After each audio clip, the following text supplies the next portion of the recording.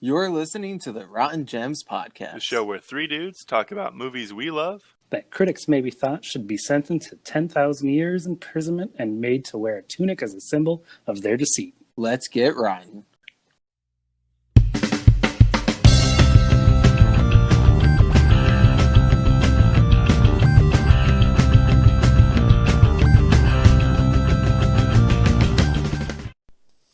Hey everybody, it's Keenan in the editing studio here. I just wanted to give everybody a heads up that during this episode we did experience some technical difficulties with some of the audio processing, so there might be times where a question gets answered before we even ask it, so if you hear that, that's what's going on. Thanks for sticking through it, and here's Brett. Take it away. If you're still listening, whether it's on purpose or you were just working late trying to build up the courage to turn on your new invention, and you thought that maybe a trip to Arby's might give you some courage, no dice, then you hit up Popeyes, Del Taco, 14,000 calories later you found yourself down at Subway, powering through a 12-inch veggie on whole wheat, babbling to a cutout of Jared? Probably not. But it still didn't give you the courage to turn that thing on, so here you are. Well, we thank you.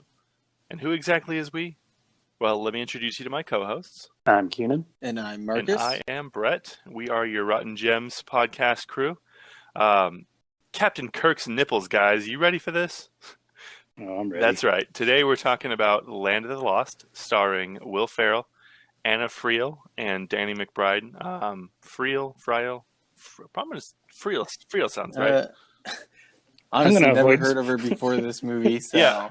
I'm going to avoid saying anybody's names. So I looked her up, and I surprisingly I don't think I've seen one other movie that she's been in, and like she's been in movies that I'm like, oh okay, like I never saw Limitless. I think she was in that, and I did see Limitless. I don't remember her at all. Yeah.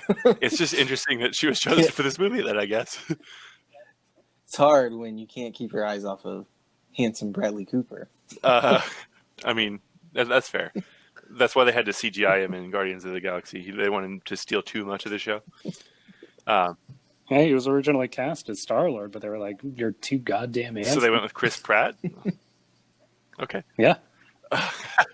Yeah. Yeah. Don't look that up. All right, Land of the Lost, guys. So for those of you at home, if you haven't seen Land of the Lost, you want to keep listening to us, you will be spoiled. It's kind of a thing. If you've made it to episode 4 by now, I think you kind of know what we're about here. But this movie did come out in 2009, so consider this your spoiler warning for an 11-year-old movie. Now, Keenan, Marcus, you guys have seen this movie, right? Yep. This is probably another one that me and Marcus both saw together in theaters. I think I was working for AMC theaters at the time, so we probably saw it for free. And you probably got me a poster from the movie theater that's hanging in my office right now. We get it. You guys are best friends. Jesus. See you guys. You can do this podcast.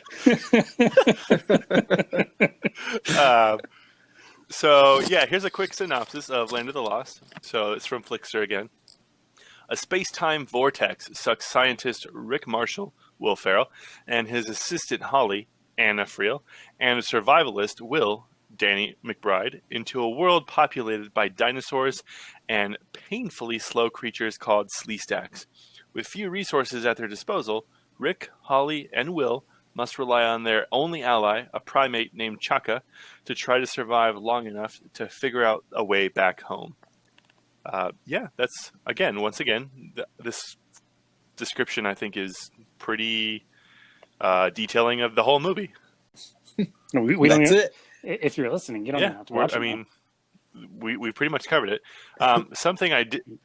And there's probably a good chance they didn't watch it. That's true. That actually leads us to the next part then. So let's address the elephant in the room, guys. The scoring of this movie. We are looking at a 26% on Rotten Tomatoes, with an audience score not much better of 32%, and a whopping 5.3 out of 10 on IMDb.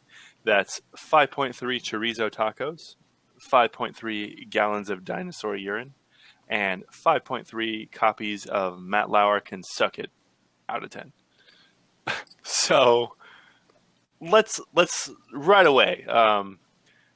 This one critics didn't like and audiences didn't like. Well, we're 4 weeks in, and I think we really should kind of set the record straight that, you know what, we're not perfect.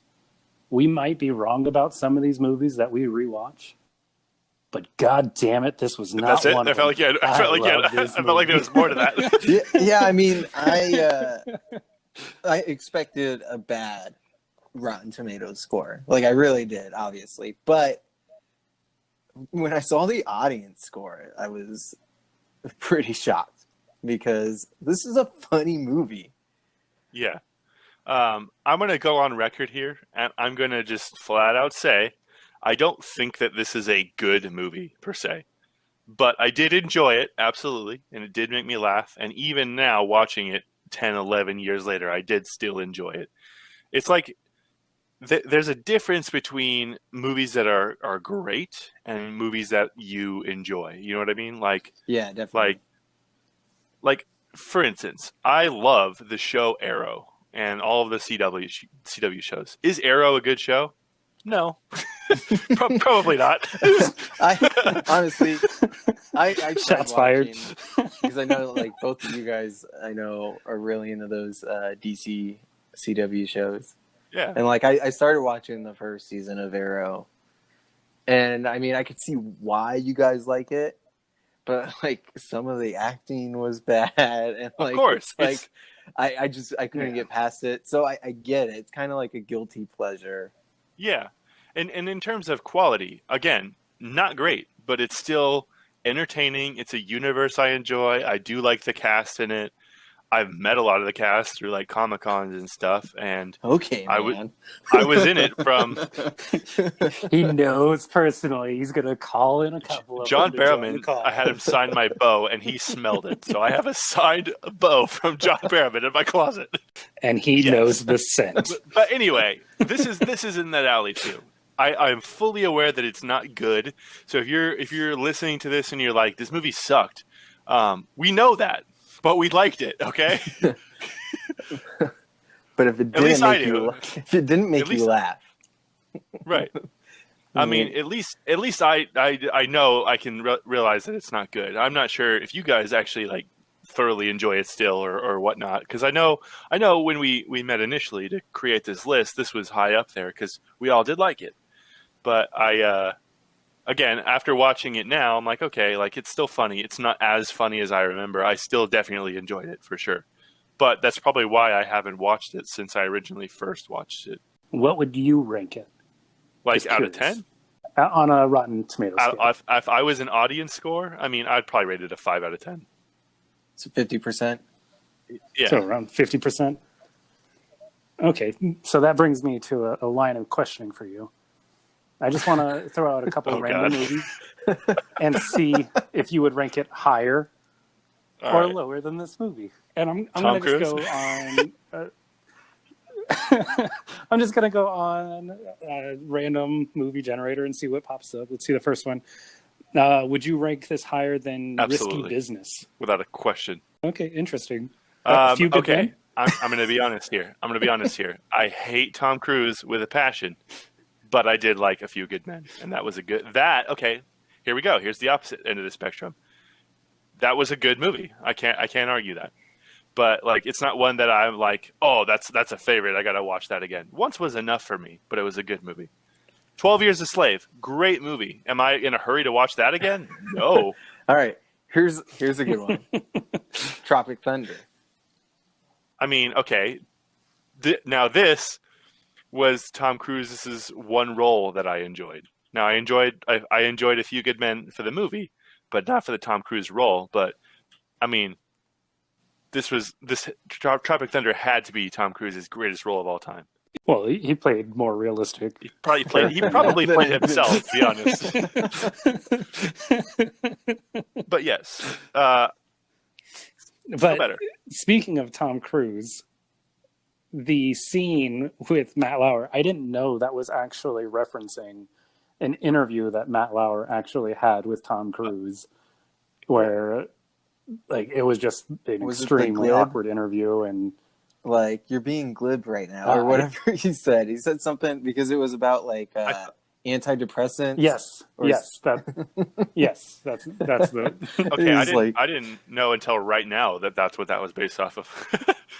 yeah, that's the only reason they had that scene. They actually reached out to Matt Lauer, and he was just like, yes, it's 100% just like that interview, and I kind of want to have like a reenactment of how like awkward that That's was. like, okay, I just thought that whole thing was so like funny and random. Like, what? Like, why the Matt Lauer? Like, were they friends with him? And they're like, well, let's just put this in there, or whoever adapted this or rewrote this and was like, no, we need to have this Matt Lauer scene. I just want to know where that came from. I loved it. The Matt Lauer scenes were amazing. I just want to know where they came from. maybe they were just Right. they could tell the future, and really they knew that Matt Lauer was going to turn out to be a real life dick and kind of a gross, sleazy person. I wonder if he read the book. And he can suck it. So that was basically, in a nutshell, my first impression of the movie. I mean, I really enjoyed this when I first saw it. I did see it in theaters, and I thought it was hilarious. I think I saw it maybe one more time, like after it came out, but I haven't watched it in probably a decade. But what about you guys? First impressions?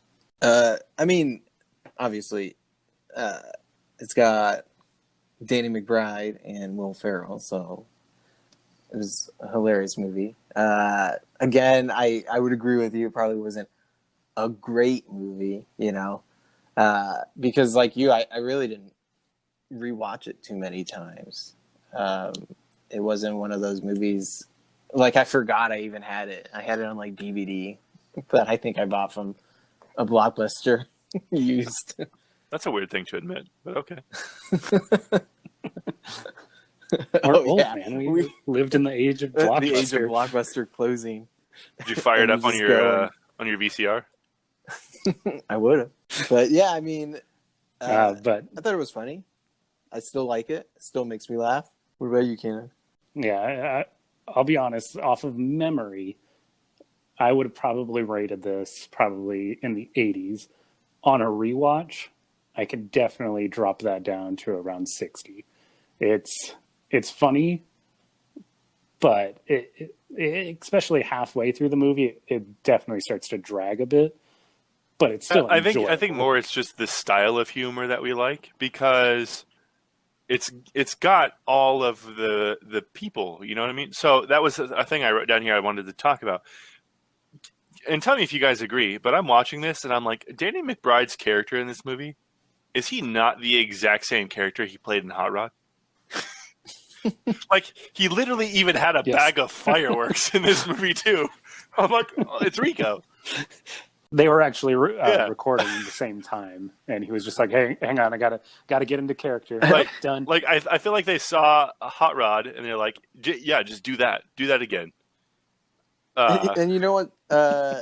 When you bring it up, and going back to Tropic Thunder, he was like the fireworks guy in Tropic Thunder too. That's so right. I didn't even think about that. Oh, man. The movie calls for fireworks.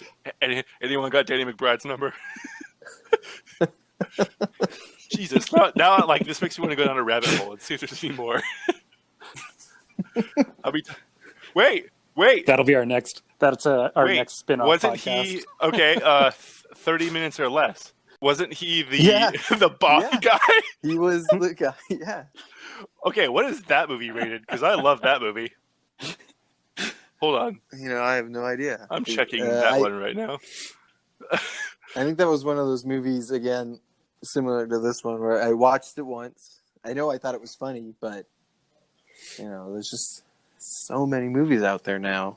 I don't know. I'm nervous about this Danny McBride thing. I feel like we're getting too close. If anything happens to the Rotten Gems dudes, know that it was murder, and it's because we got too close to Danny McBride. 30 minutes or less meets our criteria. We could do that one too, boys. We'll add that to our list. Put it on the list. That's so funny. We just uncovered a conspiracy. So a few things I wanted to talk about here. So again, something like my initial watch of it and rewatch of it, they were they yielded different things, of course. One, I loved it. It was a comedy. Like, it was just a mindless comedy, something you could go and turn your brain off, and it's still that. But something I didn't even know at the time, and like, having looked it up now, like, if I didn't look it up, I probably still wouldn't even know. But Jorma Taccone was Chaka? What? He's going to be a Rotten Right? Gems all-star by the end of this. I didn't know that was who played him. I think I knew, probably not the first time I saw it. I think I saw it because I'm hooked on IMDb. So I just go through those IMDb rabbit holes. But so I knew, but I wouldn't have known because he looks nothing like himself with that makeup. Right. That's what I was thinking. Because, like, I looked it up and I was like, that's Chaka. And then I looked at his face during the movie and I'm like, I would never have been able to tell that had I not just looked you it up. can't see it. Yeah. Yeah, no, not at all. And the way, like, even his, like, movements, his body, like, his body movements are so exaggerated as Chaka. Whereas, like, in something like Hot Rod, he's playing like a stiff mama's boy. Yeah. Yeah, just watching Chaka bounce around, like, on all fours, like, I just looking at that, I'm like, damn, that makes my knees hurt just watching him. Whereas, like, his dance when they first see the record playing with the two skeletons. And he slides into the room. And then that scene where he actually breaks out into song and everyone looks at him like, what the fuck? Best character in the movie, I think. Him or Danny McBride. No, Chaka. So this movie, again, this is our second movie now that we're doing that is a remake. This time, it's not a movie that was remade, but a 1974 TV series. And in fact, there's a line in the movie when, as the raft goes over the waterfall, Rick Marshall, Will Ferrell, says, "This is not a routine expedition." The theme song for the original show started with the lyrics, "Marshall, Will, and Holly on a routine expedition." So there's lots of little subtle nods. Yeah. Yeah, he sings it. Yeah. He sings it on the banjo. He sings the entire opening song. I actually, if you haven't, go on YouTube and look up the original 74 opening theme. It is delightful. Lovely. It's stop motion and the peak of 74 technology. That's okay. So enjoyable. It's funny you mention that because, like, I just saw a meme like today, and I was like, "Oh, that's funny." Like, people think the moon landing was fake and that it was CGI, and then you watch things like that, and it's like completely stop motion. It's like, what kind of CGI do you think they had back then? I think I saw the same thing. It was the like gorilla. Oh, okay. I was thinking of the Dumbledore's, or not Dumbledore, Hagrid's face. Like PS2 game. Old Harry Potter. Yeah. Yeah. Yeah, so I mean, it was like, I'm feeling like PS2 Hagrid today. Yeah. And so, yeah, lots of little callbacks to the original series. Like, there was a time when, like, they realized they were going to be there for a minute, and Holly, like, ripped her pants into shorts and whatnot. Apparently, she had ripped her outfit into, like, the exact outfit that the Holly wore from the show. And then also Kathy Coleman and Wesley Ewer, who played the original show, the original show's Holly and Will. They shot a cameo for the movie, but it was cut when the ending was changed. I looked up, I was like trying to find out what the original ending was supposed to be, but I didn't have any luck. So if you're listening out there and you do know how this movie was supposed to end, let us know. You can find us on Instagram, find us on Twitter. While you're there, see our posts, comment on movies that you'd like us to. So far, we've had 3 episodes. We've posted them. Our response has been, I guess, it's exceeded our expectations. We just expected like a few of our friends to listen to this. Our expectations were zero. Yeah. No expectations. And then we 3 listens by you. Actually, no, I couldn't bear to listen to myself speak, so Marcus twice. But yeah, and that was for editing purposes. But no, we had a few people like suggest movies. We have a long list, and our resident analyst Keenan here has like created some wacky Excel formula where we all rank it and it takes our rankings into effect, and that's how we're choosing what we're doing next week. So we've had some suggestions from listeners, that we have added to the list. We got some exciting things coming up, so thanks for sticking through episode 4. It's only going to get better. I just want to say, good job, Brett. That was a pretty smooth transition to a plug for our own podcast. Yeah, a plug for the podcast that you're listening to, that you wouldn't hear the plug unless you were listening to. So it's either highly successful or completely ineffective. What is marketing? But another thing I wrote down here that I wanted to talk about, it says that this movie was a box office flop, making just $68.7 million worldwide on a budget of $100 million. So I'm not great at math. I think that's what that means. I think 68.7 is less than 100, but I'm not a movie expert. None of us are movie experts. That's why we are here disagreeing with critics. We've made a habit of it. I'm guessing half of that 100 million went to just Will Ferrell. He was top billed, and then Anna Friel was billed second. So that's why when we say who is like the movie starring, sometimes like a lot of the movies we have like Bedazzled, there's really only a couple people in there. Hot Rod, there was a lot, but we'll say who it's starring based on like the top billing of it. And I don't know how movie contracts work or whatnot. Or again, none of us have seen Anna Friel. I'm not saying she's not a great actress or anything, but she was second billed. But then again, I don't really think Danny McBride is bringing in a lot of like demand for money. I think he just basically plays the same role in every movie. Unless there's fireworks. And I mean, especially back then, I think he's a little bit of a more known person now. Yeah. But I think that was probably more on like his rise up. Yeah, true. I mean, if you think about all the different branches of these, like today's comedy movies, maybe not even today's comedy movies, like comedy movies from like 5-10 years ago, which have been kind of our trend here. But like we've got Hot Rod, and he's in with the Andy Samberg and the Lonely Island crew, right? Then you got like Pineapple Express, and he's in there with James Franco and Seth Rogen and crew, right? Then you got 30 Minutes or Less, and he's in there with Jesse Eisenberg, who branched like. So keep that in mind, guys, when we are doing our 6 degrees. Danny McBride is also a good one that I'm starting to learn. Yeah, that's okay. Yeah, we're not using them. I think we used them for Hot Rod, right? Yeah, he was the dude that we started with. Was it? That seems like so long ago. Ronald Meyer, head of Universal Studios, is quoted as saying, "Land of the Lost was just crap." So he didn't even like the movie that they put out. But he's a critic, and we've already established that critics don't know what they're talking about. So we hate critics here. Everyone's a critic. Everyone's a cynic. But on better notes, I'm not just trying to like crap on this movie the whole time. It did win an award, actually. Really prestigious award. An Oscar. Close. In fact, you could say the opposite. Sundance. It won Grammy. It won the Golden Raspberry Award for Worst Prequel, Remake, Ripoff, or Sequel. Ripoff. So, for those that don't know what that is, the Golden Raspberry Awards, also known in short as the Razzies or the Razzie Awards, it's basically a parody award show honoring the worst of cinematic achievements. It was co-founded by UCLA film graduates and film industry veterans John J.B. Wilson and Mo Murphy.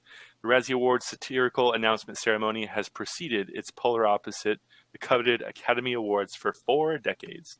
There were actually tons of nominations from this film, but this was the only one that won. And I'm just wondering, like, if you're an actor, how would you feel personally being nominated for a Razzie Award? You know, a win's a win. From what I've seen, like a lot of the times, the people that get like nominated for those Razzies are usually like pretty good actors or pretty good at what they do. They're just in a bad movie. Like, wasn't it? I think it was Halle Berry who won an Oscar for Monsters Ball, and then won a Razzie for Catwoman. Oh, I did not know she won a Razzie. And it's for like, Yep.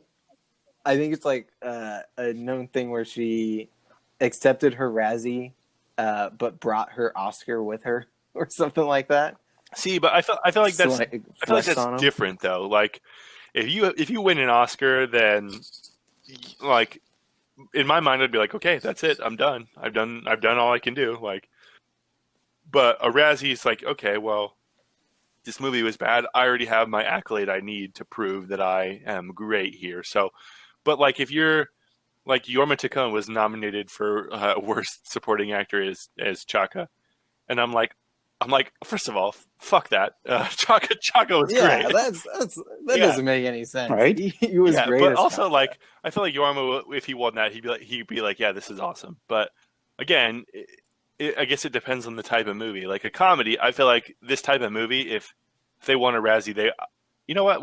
I should have looked up like the award ceremony and watching them win it to see what they said. But I feel like they would just. I feel like they would have just taken it and enjoyed it or whatever. I know I certainly would, but if it was like a serious role or something, or like an action movie and it wasn't meant to be over the top, it's like what's his name?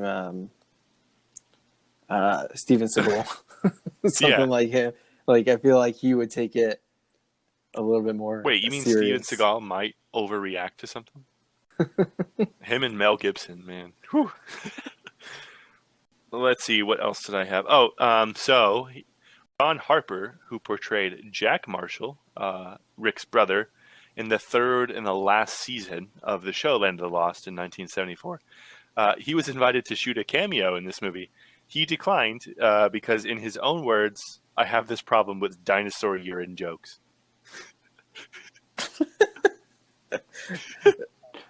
You would be amazed with how many times he gets offered movies that have dinosaur urine jokes, and he has to turn them down. He's like, "Yeah, I mean, I'll take a look at the script, see what dinosaur." But urine, but the thing about that is man. Watching this again, I remembered that scene. That still might be one of, if not my favorite joke in the whole movie. Still, oh yeah. I laughed so hard, even on this rewatch, when he's just like, instantly made it worse. Will reduce the effects. Oh, instantly And worse. you know what? I don't remember it being as long as it was too. Like it felt like it just kept going on. I was like, man, this is great. Solid gold, golden shower of gold. Genius. Yeah, that's it.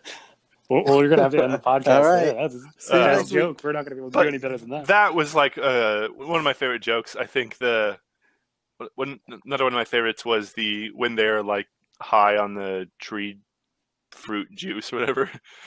Chaka, you have to tell me, are you a cop? Just all of that, and then at the very end with Danny McBride going back to the tribe of Chaka's people, just so great. All the hideous women in his tribe. Women? Cool, some man. of the jokes, like, I remember thinking were very funny at the time, but like, I don't know if it's because I remember the joke or just didn't find it as humorous anymore. I don't know, but like you said, Keenan, I felt like there was a few times where it dragged. it dragged a bit, but like there were jokes being made, but I don't know. The bug on his back though, that was still hilarious to me. And the reveal of like the wound the next day was so perfect. Yeah, all a giant red. All of the bubble. jokes, like when they first meet Chaka and he's like touching her boobs or whatever, and then Rick's doing it. I'm like, okay, like, yeah, I'm like, I would have thought this was funny in 2009. Yeah. But Let's give Rick credit. He didn't do it. He's a respectable doctor, but not. Again, I would have thought that was funny. Like, and I did think it was funny back then. But again, we're about growth here. Yeah. So, like, I guess it's a good time to ask. Do you guys think it still holds up? Like, when I say holds up, I mean, well, we've already talked about how we enjoy it still, but probably think it's less funny now. But in terms of like jokes and quality and You know what? I mean, yeah. Again, some of the jokes maybe not as great, but I mean, they're like it's constant jokes. True. So you're batting, you're doing 60%. You're still solid. Yeah. Still a good game. There you go. That's still and, MVP. I was actually Sports Sorry. talk. Sorry, Brett. MVP okay. stands for most valuable player. And 600 home batting runs. around 600 home runs. I got it. it's beyond pretty great. spectacular. Listen, I know lots about Yeah. sports. All I know is you got to go out there, give it 110%. Yeah. Take it a game at a time. You say that, bringing back Bedazzled. I don't know if you knew that we had another return actor in this movie. The astronaut at the beginning was actually was he? Friends. I didn't. in Bedazzled. Yeah, I had to look it up because I was just like, who is this? Like, is it just a random actor? And no. Wow, look at that. Another Rotten Gems they're all-star. We're gonna have to keep track of some of this. They are stuff in eventually. half of our Rotten Gems episodes. What an honor. Or a disgrace. Yeah. We'll get the entries Oh, on but what I want to say about it holding sucks. up though is I was actually surprised at the dinosaurs and stuff that they didn't look awful. Yeah, they didn't. I expected the CGI to kind of suck. The only thing that was kind of like really questionable, and it made me like, oh, okay, was that necessary? Was like at the very end when Will was writing I say Will, I meant Will Ferrell, not Will, Danny McBride's character. So Will Ferrell was riding the dinosaur, and then he like flicked his tail and he made him land up on his feet on his back. I'm like, okay. But that was part of a great joke. If he slides down like Fred Flintstone, my life is complete. So yeah, I mean, holds up, not as good, I think. And it seems like Marcus, you're on board. What about you, Keenan? I think it holds up Of as course. long as you know exactly what you're going in for. Like, if this is the type of movie that you would enjoy, yes.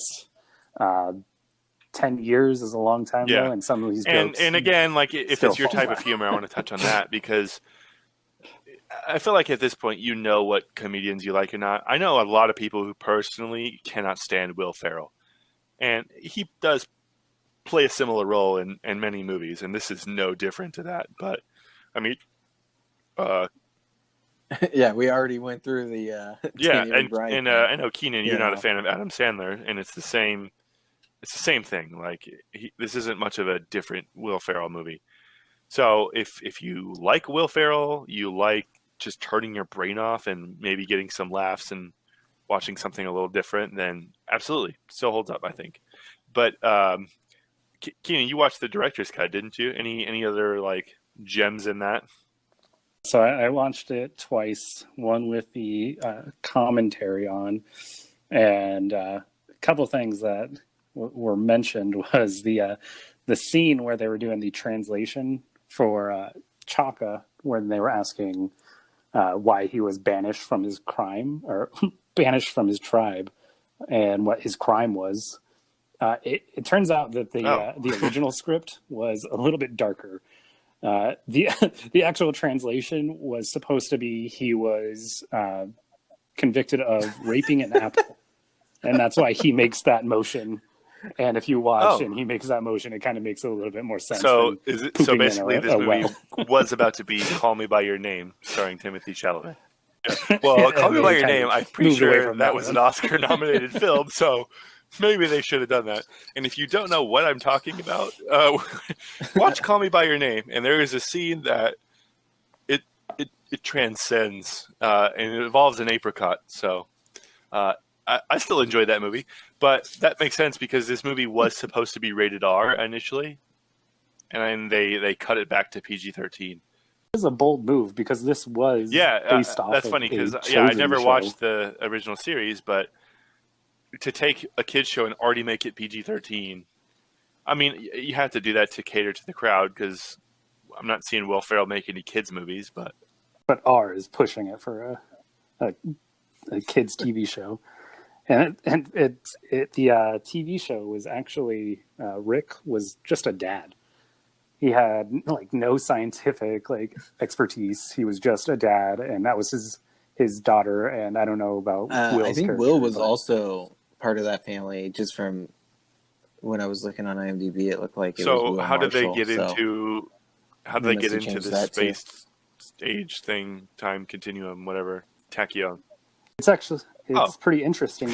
They're on a Cool. routine Sounds good. expedition, and that's it. So it's basically It's all explained So in just the, like trailer. I was just gonna say Gilligan's Gilligan's Island. Island. Anything you need to know, you just watch the theme song.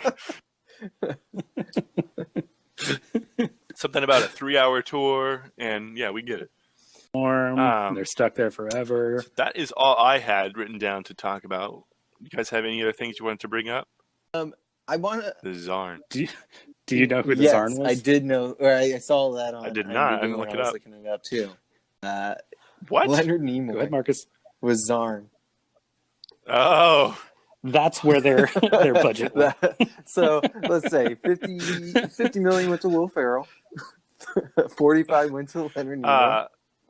I mean, a 5% lot of for it the had to movie. go to the dinosaurs and stuff. Because I don't know if you guys know this, but like none of the dinosaurs were available to shoot, so they had to like CG some in. Yeah, Busy schedule. I'm sure they had a Jurassic They're Park in high demand these sequel days. somewhere I mean, at that time. you've done Jurassic yeah. I mean, Park and, like and they don't want to be Jurassic World. What else do typecast. you I need? get You're it. just Like, gonna oh, retire. I'm a scary dinosaur about to eat people. Like, I would feel right. I would feel I pretty want to bad. do a love story. Speaking of the scariness, though, I was actually surprised at how scary the the Slee Stacks looked when they like opened their jaws. They had like the second I don't mouth inside or remember that. something. Yeah, Yeah, I was like, man, that I wish I had two looks mouths. creepy. I could eat pizza while I eat pizza. I was gonna say that. It's probably a good thing we don't have two mouths. Eat Sounds double. lovely. I'm gonna look into that. I mean, you could you could eat it through Oh, like two we're going ends. South Park here. Yeah, Yeah. it goes. Doesn't it bypass It's your liver or healthier that something? way. Isn't that why like when kids get their hands on alcohol? Like I don't know. I never did it, but you get where I'm going. You get where I'm going.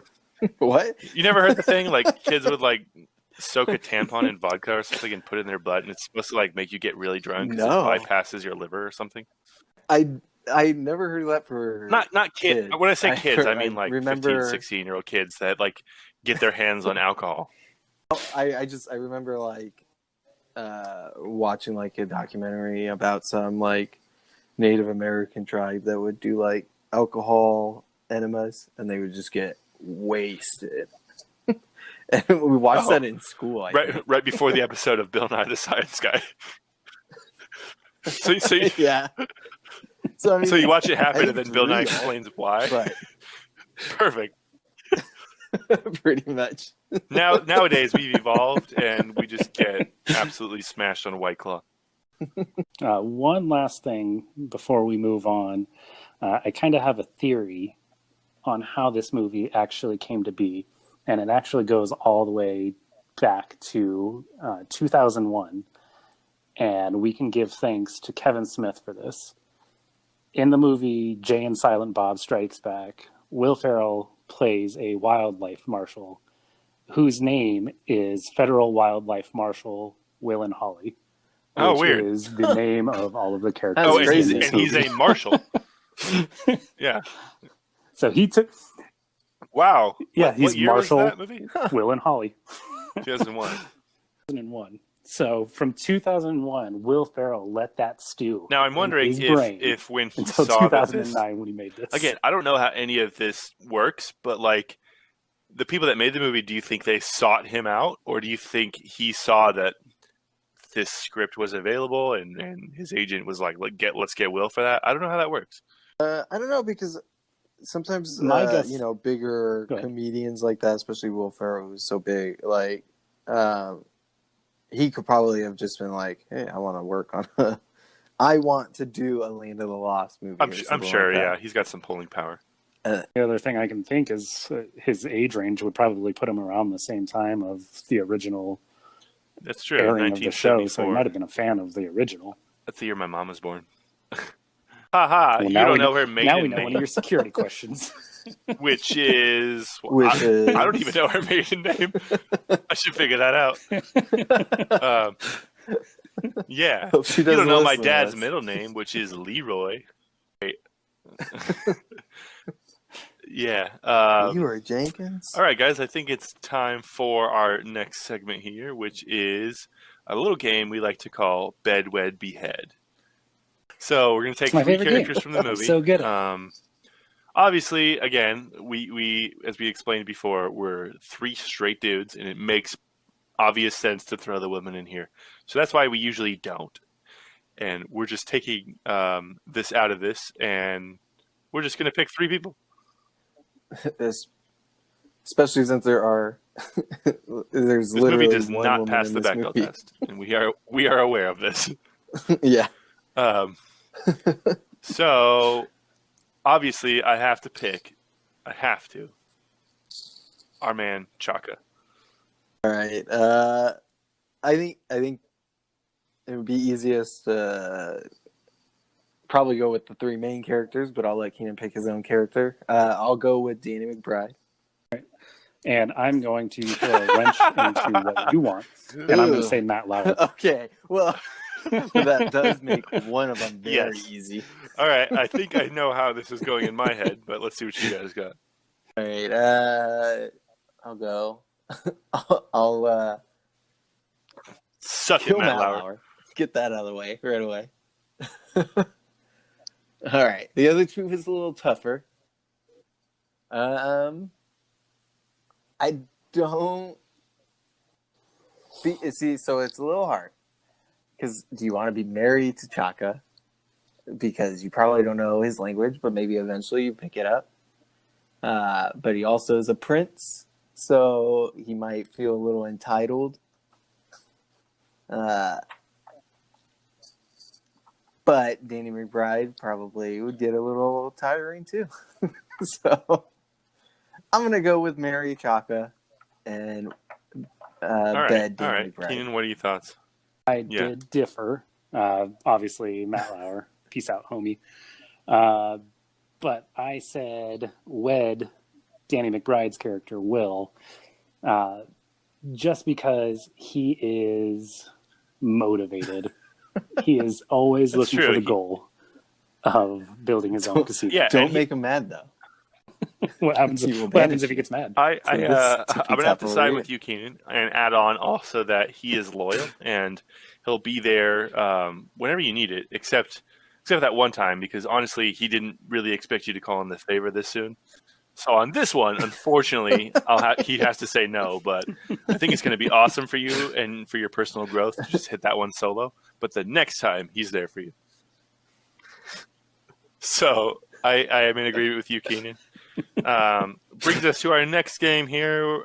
We like to call it 6 Degrees of Who, where we pick a person from the movie, an actor, and we go to a random celebrity list, pick the first name we see, and try to connect them. 6 Degrees of Kevin Bacon style, but we alternate going one at a time, and sometimes it's been chaotic. Sometimes we get the order wrong. It goes super fast if we skip somebody, and then we don't find out about it until editing. After we. So let's see, who wants to start? So right, whoever's going to start can pick. Well, who are we going to? All right, go ahead. I'll start. Bobby J. Thompson. I know who that is. So, well, Like, you I'm can not start, gonna say Keenan. it. Bobby J. So, Thompson. Who? Well, Yep, save it. oh, well, okay. who? Yeah. You got to do the Well, who are we Random going to? generator list. Okay. Oh, fuck that. I am not doing Tom Cruise. No. No. Nope, it came up. I didn't Oh want my to do god. Tom Can we Cruise do here. the second one on the list? It's Tom Cruise. Oh I no! think- man, no. I'm so stoked. We're gonna do. It took 4 Hold on, we're episodes. gonna do a 4 vote. episodes, and we got We'll You do both a want to vote. do it, so it's gonna Majority happen. wins. Yeah, that's fair. Hey, we don't know the outcome. Okay, I don't let's know start what with the Marcus is going to nays. vote for. if you want to do Hey. Tom Cruise or not, yay or nay. So we'll say. Okay. Hey, fun. All right. Any yays? Yeah, I Yay. figured. All right, fine. Bobby I J. think I Thompson will to vote fucking Tom Cruise. And for those of you wondering who Bobby J. Thompson is, it's funny because he was in this, and I remembered at the beginning, but thinking back, like I haven't really seen him like post role models. I don't know. Well, I'm guessing. Well, that's actually, hold gonna on. go with I this. just looked it up, and role models was before this, so this was actually the last thing I remember seeing him in. I'm on his IMDb page right now, and he was in a TV series in 2019. Yeah, he's child actor. If you've seen Role Models, you know exactly the kid I'm talking about. He played one of the kids in the science class that Will Ferrell was teaching in the very beginning of the movie. Bobby J. Thompson of Tom Cruise. Do it, Keenan. Oh, this is going to be so much fun. Let's go Classic. Bobby J to Paul Rudd in Role Models. And is that me or Marcus? All right. By the way, Role Models. Go ahead. Great Brett. movie. I wish it wasn't certified fresh because I would love to talk about that one on here. Oh, All right, Paul Rudd. And then we did set our own rule to only go through one Marvel movie. So we're going to keep that rule. So we've got Paul Rudd. I mean, I can make this super easy right now, and part of me wants to, because fuck you guys for picking Tom Cruise. Fine, Paul Rudd was in Endgame with Robert Downey Jr. Do it. See, I know what you're doing. I know where you want to go. We just talked about this movie. We could do it, and then do it again with who I have I second don't on the wanna do list. Do we want to set the record for doing this in 3 steps? No. I think we should. Okay. All right. Do it. Do it. And All right, Robert end it. Downey Jr. was in Tropic Thunder. Matthew McConaughey. God damn it. Wow.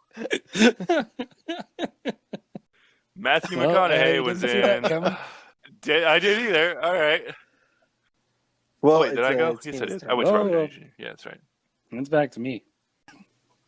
Well, I didn't see this coming, so I'm kind of caught off guard here. Dang. Matthew McConaughey. Go Magic Mike. We'll go to Magic Mike, and Marcus, try not to steer us off from this one. You're talking about Jonah with Hill, Channing right? Tatum. Channing Tatum. Let's see. Easy. All right. Many Channing places Tatum, I right? can go with this. Channing Tatum was in. Ooh, He was in that Gambit movie. that right? that hurts, man. Too soon, man. Let's Too go. soon. Let's go, Dear John, Yeah, with not Amanda cool. Seyfried. All right. Yeah, Amanda Seyfried. that's your I own don't know damn how fault, it's gonna connect Marcus. back to Tom Cruise. Yeah, we could have ended this in 3. Bitch slap of truth right there. It's your own damn fault. It is our own damn vault. All right. I'm going to go with Mamma Mia with Isn't it Meryl? who's the Wasn't it Meryl Streep? who's her mom Yeah. in Mamma Mia? Now I'm getting a blank. Yeah, Meryl Streep. Probably my I knew favorite it. movie of all time then. Okay. Meryl Streep was Anne in The Hathaway Devil was Wears in Prada Get Smart with Anne Hathaway. Dwayne. Right. Sorry, I am trying to keep track this time. Dwayne the Drain. Dwayne Drain? Dwayne the main drain. Drain. All right. Was he not I in any don't Tom Cruise know. movies? Yeah, he was feels in like movie the and never type. stoop so low. some kind of action movie with him. All right, I'm gonna go Hobbs and Shaw with Jason Statham. Jason Statham. Ooh, love that I movie. kind of want to go with Crank. Yes. Do you know any other person in Crank? Amy Smart. Amy Smart. Yep. Amy Isn't it Smart? Amy? That's the only other Smart, person yeah. in that Okay, movie. so to Cranked with Amy Smart. Okay, let's see, Amy Smart. Let's go another movie I love with okay, here we go. We're gonna go Just Friends with Anna Faris. Ferris. Yeah. hoping You you were go, hoping I'd do something else in this game, Marcus? Ryan Is that what you were Reynolds. hoping?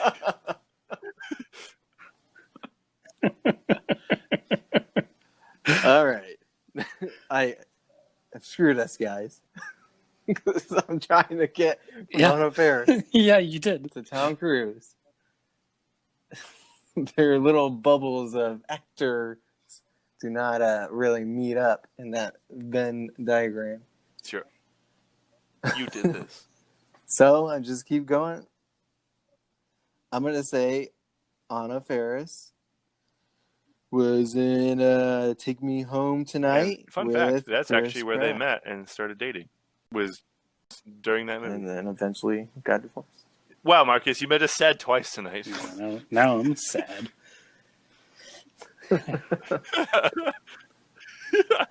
I'm One more, going you're out, for the buddy. turkey here. Another, Oh, okay. another a couple more sports terms for you, Brett. 3 strikes in baseball, you're out, and a Wait, turkey I thought the bowling one was good. is also 3 strikes in a row. They got to change their terminology.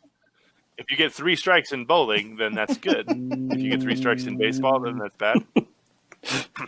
I think I got to trust Keenan more on this one. Listen, since he I is hate bowling, so I'm not going to the argue sports with you guy. there. If you look at our logo, who's wearing Who are you the pointing sports to? jersey You or in the Marcus? drawing? This guy. Oh, okay. Cool. Yeah. Okay, I think we might be getting a little bit Yes. closer. I'm up, right? So Chris Denzel. Pratt was Denzel's a good in one. The Magnificent All right, let's Seven go Denzel with to Denzel. Ethan Hawke in Training Day. I wanted to go through You could've Training Day just because I love that gone- movie. All right. Back at Magnificent Seven, pretty much. Ethan Hawke in a Tom Cruise movie. I feel like Ethan Hawke just does a bunch of They're buds, Denzel right? Washington movies. I instantly regret this, guys. Isn't Ethan Hawke supposed to be like Tesla in the movie coming up or something? I think he's playing Nikola Tesla in a movie. I could be wrong about that. Oh, is he? Okay. Or maybe it's I'm already not gonna out. fact I don't check know. you. I We'll just remember say seeing you're about it I a while know they back, were, but I don't even know if it's out.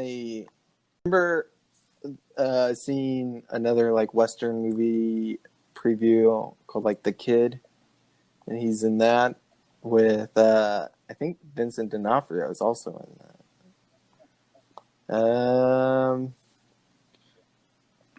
2020 Tesla. Yeah, I'm gonna Which, go by with the way, Vincent D'Onofrio. I have in to say- The Kid. Greatest kingpin of all time. I didn't mind. I just remembered Michael Clark Duncan died. Clark Duncan. That's the 3rd time you've made me sad tonight. Yeah. There you go. I did it, guys. I did it. Turkey. Vincent D'Onofrio. All right, Thanks it's a me. lot, Marcus. We're gonna be here for a Buckle while up, now. guys. This is gonna be the longest one. I'm sure we're missed frustrating the hell out of our listeners a who ton see already. like these easy connections. And It's like we could have. Yeah. I mean, besides the Robert Downey Jr. one, yeah, so Which you all was know we could have done this in 3 clearly steps. on purpose. Just want you to know that. Name rhymes with Someone carcass. is a dick. All right. It really does. Let's go Vincent D'Onofrio to Sugar. Tommy Lee Jones in Men in Black. That's you, Marcus, right? That's me? No, that's Okay. Yep. Let's see. Men in Black. Who we got? We got a few people. All right. well. No, you got to do Tommy Lee Jones. He just did Men in Black. Oh yeah, you had to Tommy Lee Jones. Yeah. I got you. Don't Marcus. Otherwise, All right, you're gonna so have to do an Tommy Lee edit. Jones. Let's go. I'm trying to think of somebody who's in a movie with Tom Cruise. Thanks for making Isn't me that have the to think worst of for them you further. right now? Trying to think of Tom Cruise.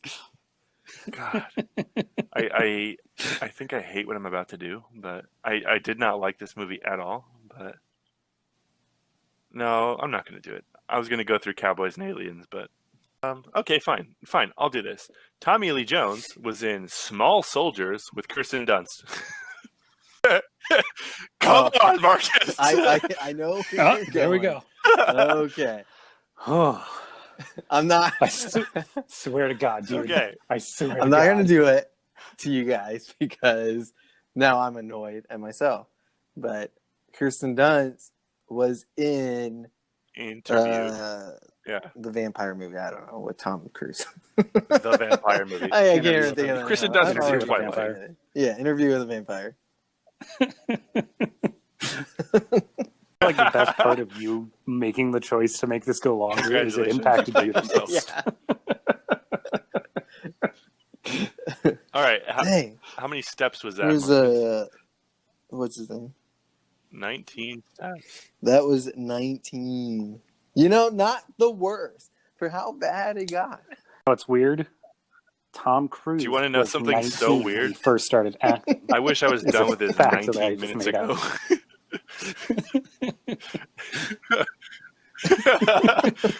We're all connected. Well, All right. it all connects. So that brings us to our last segment of the night, guys, and that is our favorite best bad reviews of Land of the Lost. So I've got a Brett, go bad ahead review first. here. I It's from have to a pull mine up. Wendy IDE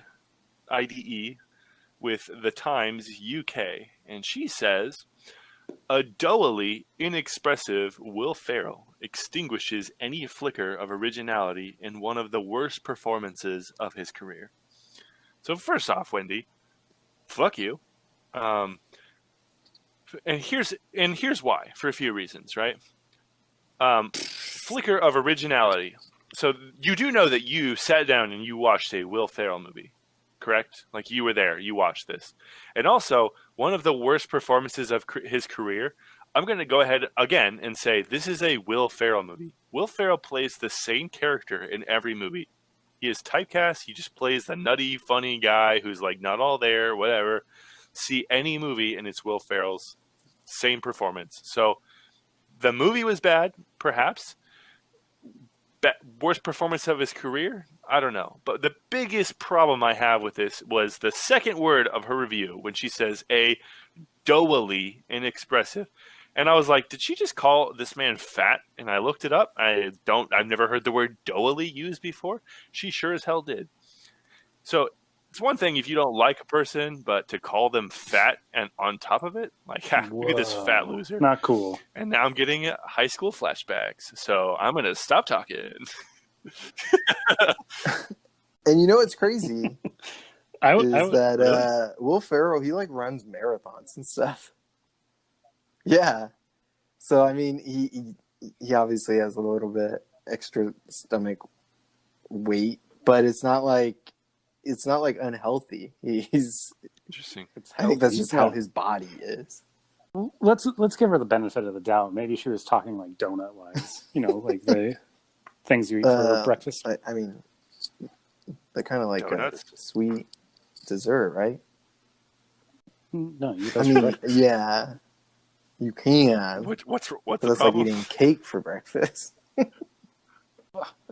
problem is this podcast is going to end with Marcus and I fighting. Listeners, are fisticuff donuts style. breakfast? We're Or literally the in the same dessert? house. We can't. What are your thoughts? Chime off on our Instagram. So Right. my review was Amy Nicholson from IE Weekly. I don't know what that is. It's not Entertainment Idiot. Weekly, so I have no idea. She wrote, yeah. Ferrell plays Dr. Rick Marshall, quantum paleontologist. Well, kind of. He's really just Will Ferrell, guy who wears Speedos no matter what movie he's in. So it's pretty similar to Brett's critic. And it's like, seriously, if you don't know what you're going into on a Will Ferrell Right. movie, why bother?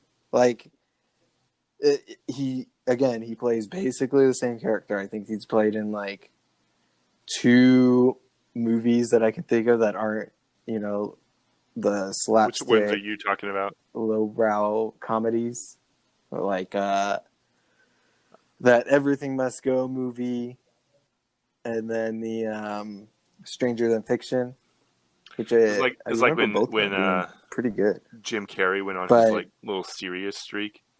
I mean, in the best Jim way. Carrey's a weirdo though, so I think it's a little different. I don't know. I saw that documentary about him. Yeah, I saw no, the documentary about him playing what's his name, Andy Kaufman, and Andy that guy, Kaufman. he just seems I- like he's weird. Yeah, he's just The method. Eternal Sunshine and The Spotless Mind was people amazing. who act method And can be Yeah. very it's dangerous. probably one of my top favorites. Not as slapstick, but he was great in that. But Agreed. yeah, again, seriously, you know what you're getting with Will Ferrell. So it's like, just sit back, turn your brain off. Especially like I know these reviews enjoy were the written comedy. like probably when this movie came out, but if you're listening to this podcast and you're thinking like, oh, okay, like one of 2 things: you either watched this movie and you wanted to see our take on it, or you have no idea anything about this movie and you're like, yeah, maybe after hearing it, I should do this. It's 2020. Look for any excuse you can to turn your brain off. So, yes, turn your brain off and watch this movie. You've heard it here first. All right, Keenan, you're up. The more you know. All right. So mine is from Joe Morgenstern of a little publication called the Wall Street Journal, or The Wall, as the cool kids call it. And he says this dramatically, thematically, and artistically bankrupt comic fantasy costs something in the neighborhood of $100 million to make, and isn't worth the celluloid it's printed on. Yikes. He First sounds off, fun at parties. this doesn't sound like somebody who would enjoy any type of movie like this. This may be my new favorite critic to poll, so expect more Isn't from As long Joe as we Morgenstern. continue Isn't to that get that lady that running for voice, president? I'm all for it. Oh, every time. Can you just look up the critic name and then like go see all the movies that they reviewed? I did, and I read Love plenty that. of them, Love and that. they will be making it. All right, making guys. an appearance. That is Land of the Lost, which once again scored 26% on Rotten Tomatoes by critics. You're Yes, damn right it is. critics think that Michael Bay's Transformers was still a better movie than this one, which again is at 58% on Rotten Tomatoes. We will not rest until this is fixed. Somebody fix this. That should be the goal of this podcast: is to eventually get enough people was to gonna become say, critics They have to to lower be the score of that movie. like certified critics or whatever. Can you the go back rating and rate is a on movie Rotten Tomatoes, that- But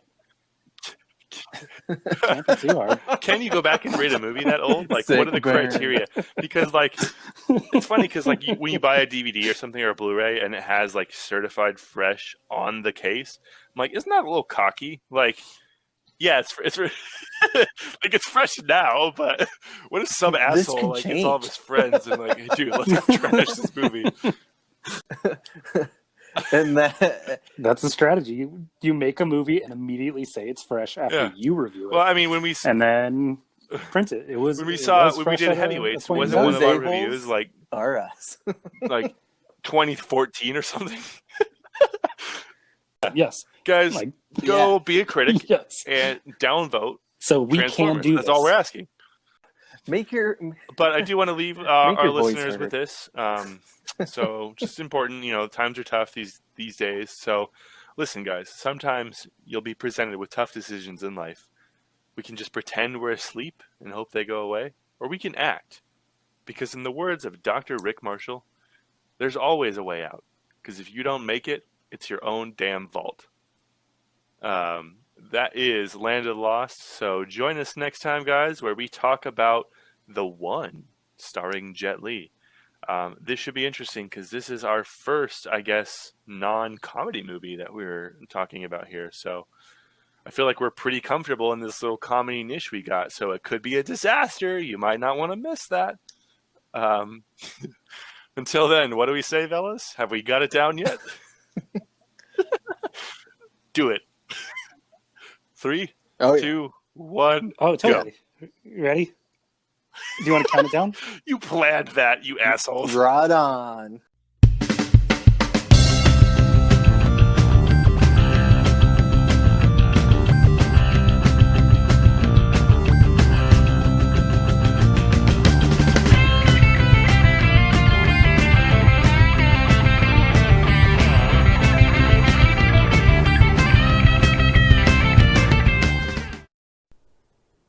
Do dinosaurs have boobs?